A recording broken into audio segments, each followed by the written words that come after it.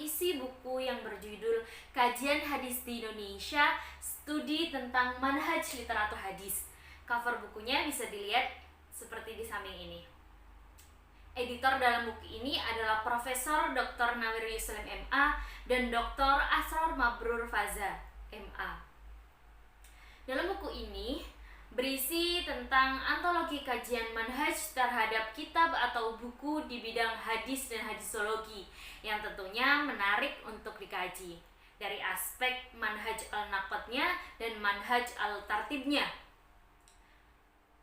Buku ini pada mulanya berasal dari makalah-makalah mata kuliah Manahij al-Muhadditsin pada program studi tafsir hadis di lingkungan program Pasca Sarjana Institut Agama Islam Sumatera Utara Medan. Dalam buku ini berisi 9 bab tentang kajian hadis tentunya di Indonesia.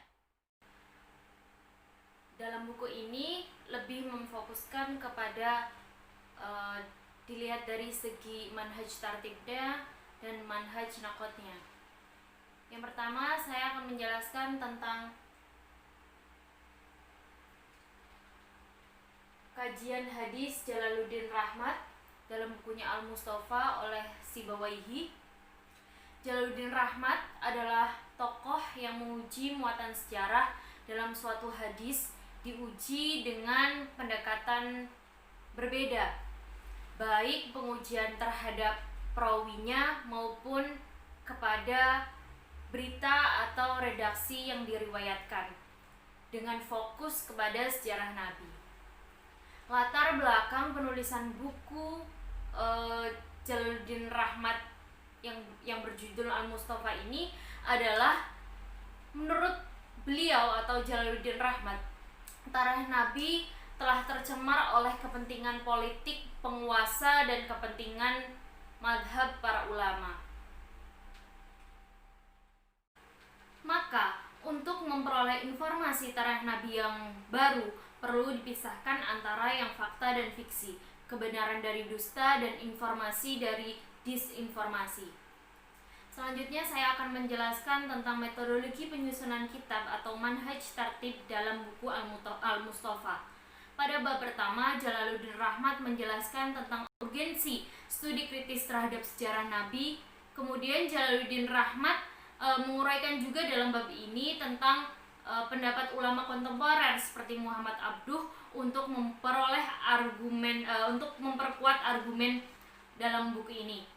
Pada bab kedua, Jalaluddin Rahmat menerangkan tentang alam tarikh Nabi dalam timbangan.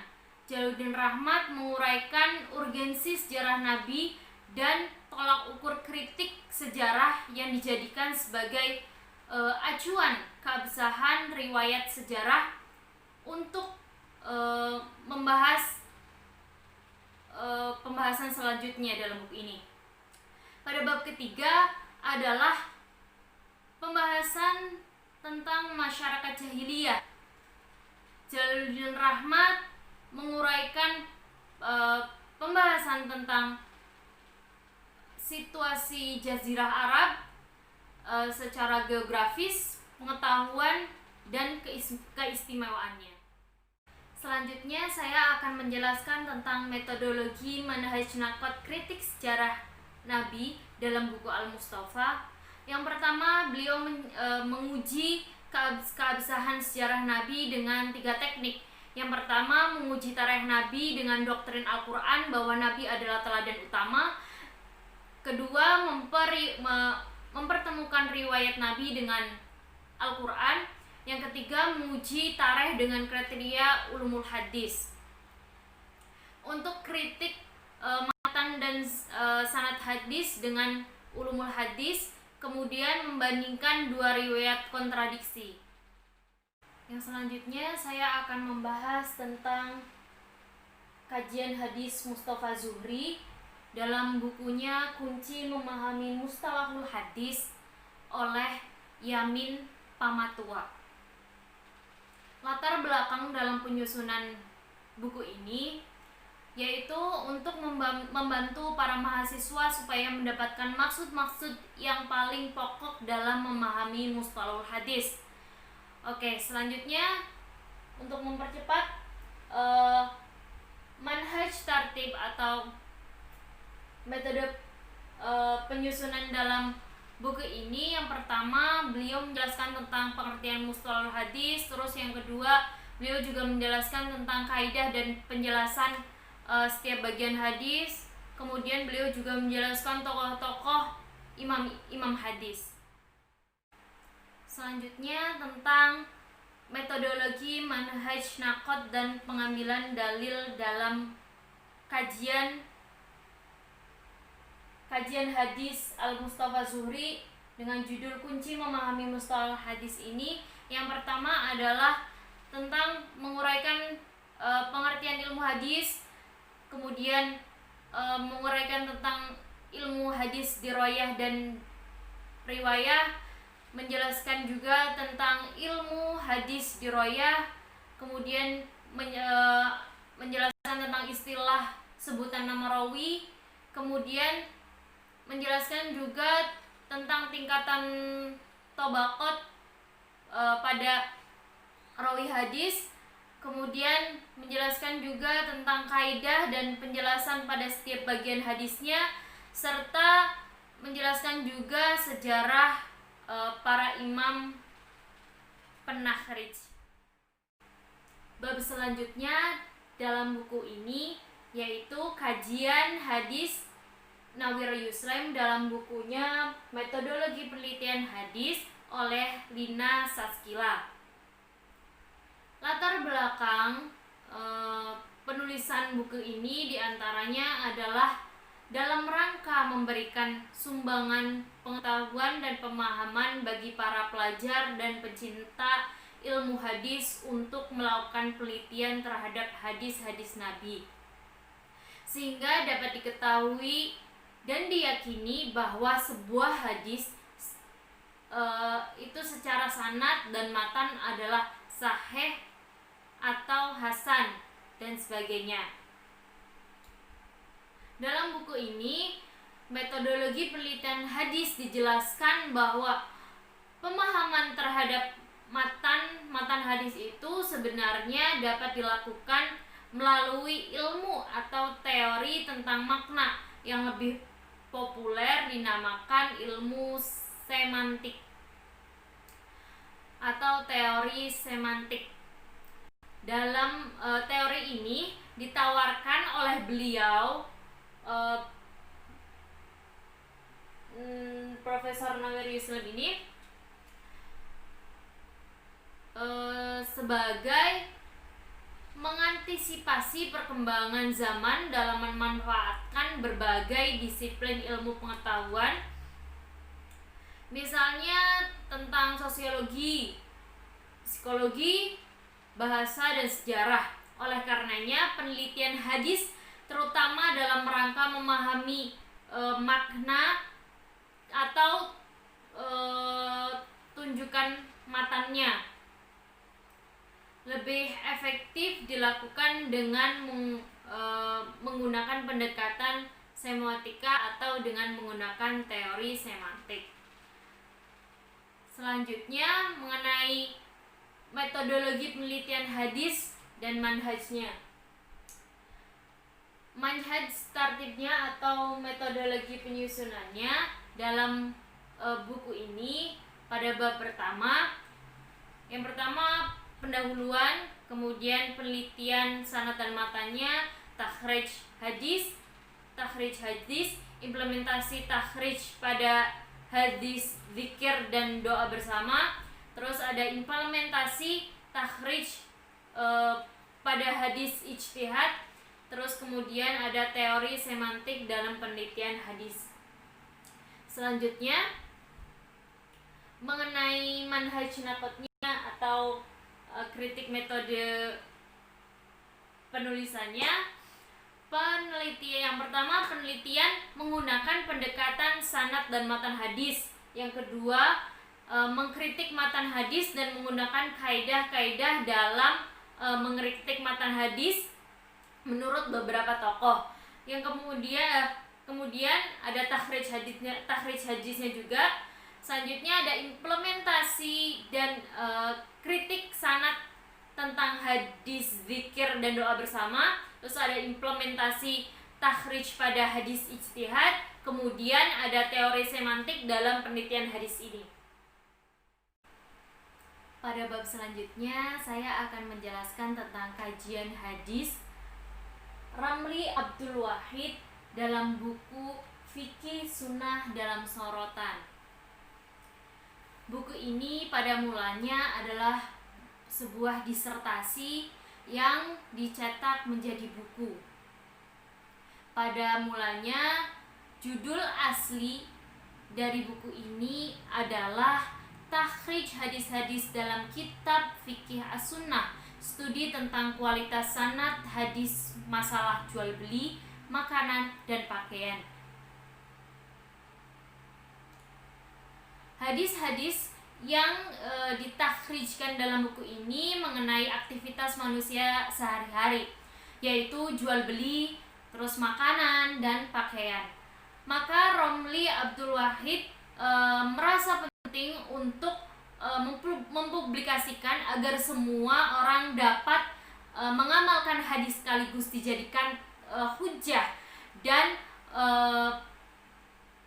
pengetahuan yang berkualitas tentang hadis-hadis yang ada dalam buku Sayyid As-Sabiq, yang selain perawinya Bukhari dan Muslim, yang sudah menjadi kesepakatan para ulama tentang kesahihannya. Dalam buku ini, manhaj tartibnya yang pertama adalah penyusunan dalam penulisan buku ini mengikuti kaidah ilmiah. Terus yang kedua adalah dalam mentakhrij hadis, beliau menyebutkan masing-masing rawinya. Terus kemudian beliau juga dalam mentakhrij hadis menyebutkan kualitas dan komentar masing-masing para perawinya, masing-masing imam hadisnya. Masing-masing imam hadisnya. Terus kemudian beliau juga menggunakan skema dan tahun wafat perawi. Terus kemudian menyebutkan matan hadis setelah menyebutkan jalur rawinya. Selanjutnya untuk manhaj naqdnya, beliau mengkelompokkan hadis tidak sesuai tema. Terus juga beliau mentakhrij dengan menyebutkan masing-masing jalur dan skemanya. Beliau juga mentakhrij hadis dengan memberi arti dan dari hadis yang ditakhrijnya tersebut. Artinya mentakhrij hadis dengan memberi arti dan mentakhrij hadis memberikan arti dari hadis yang ditakhrijnya. Terus tidak membuat ketentuan dalam pencatuman matan hadis secara tertib. Beliau juga tidak mentakhrij hadis dari Bukhari dan Muslim yang dhaif. Beliau juga dalam buku ini beliau memberikan skema sanad yang menyebutkan kualitas perawinya. Bab selanjutnya dalam bab ini yaitu tentang kajian hadis Syuhudi Ismail dalam bukunya Hadis Nabi yang Tekstual dan Kontekstual. Latar belakang dari penulisan buku ini bahwa buku yang berjudul Hadis Nabi yang Tekstual dan Kontekstual ini merupakan telaah ma'ani al-hadis tentang ajaran Islam yang universal, temporal, dan lokal, adalah salah satu karya terbaik Muhammad Syuhudi Ismail yang berisi kumpulan hadis-hadis Nabi yang sahih. Buku ini terdiri dari 6 bab dan setiap bab diisi dengan judul yang sesuai dengan babnya serta hadis yang mempunyai derajat kesahihannya.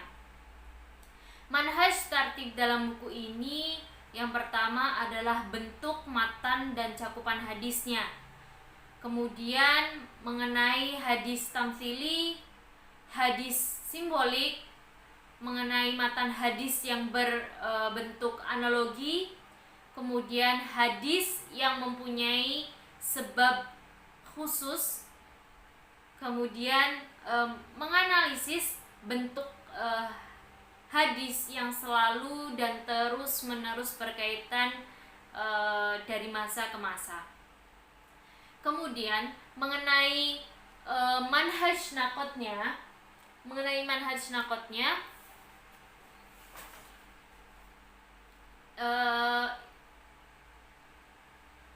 Muhammad Syuuti Ismail ini menyusun bukunya melalui beberapa kritik metode penelitian atau manhaj nakotnya. Yang pertama adalah beliau menjelaskan dalam bukunya ini mengenai kedudukan hadis pada porsinya. Artinya beliau mendudukkan hadis pada porsinya, kemudian menggunakan ashabul furudnya. Beliau juga menjelaskan makna dan menjelaskan hadis dalam setiap syarah bab ini.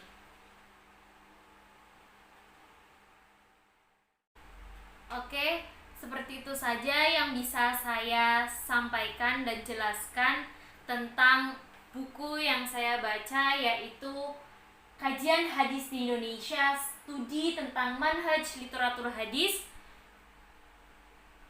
Kurang lebihnya saya mohon maaf. Semoga dapat bermanfaat untuk kita semua. Wassalamualaikum warahmatullahi wabarakatuh.